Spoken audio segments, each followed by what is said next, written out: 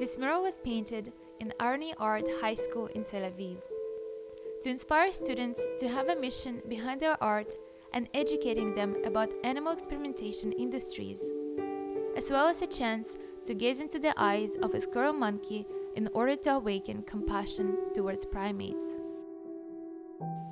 And did you know, across the world each year, tens of thousands of monkeys are used in research and testing. While it is well known that non-human primates are sensitive, intelligent beings, experimenters treat them as disposable pieces of laboratory equipment. Babies born in laboratories are forcibly torn from their screaming mothers and permanently separated from them within 3 days of birth.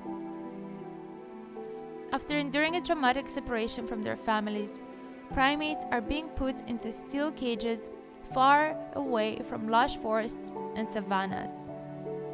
In laboratories, these animals have barely enough room to sit, stand, lie down, or even turn around. The rich days full of excitement in nature are replaced by days that are lacking color, scent, and almost every other type of environmental enrichment. Besides having their most fundamental needs and desires disregarded, primates imprisoned in the laboratories are subjected to painful and traumatic procedures, like pharmaceutical tests and brain surgeries.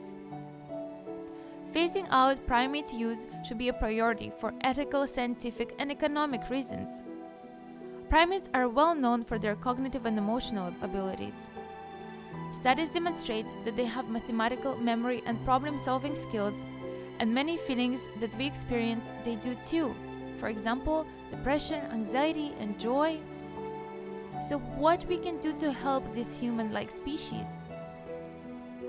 Each of us can help prevent animal suffering and death by buying cruelty-free products, donating only to charities that don't experiment on animals, requesting alternatives to animal dissection, demanding the immediate implementation of humane, effective non-animal tests by government agencies and corporations.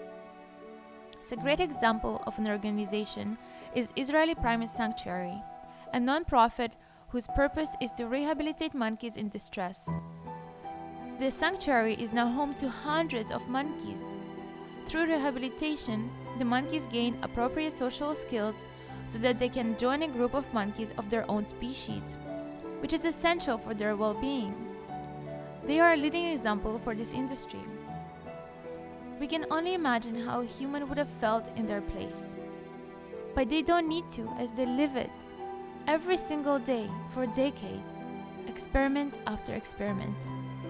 It's time to make a change.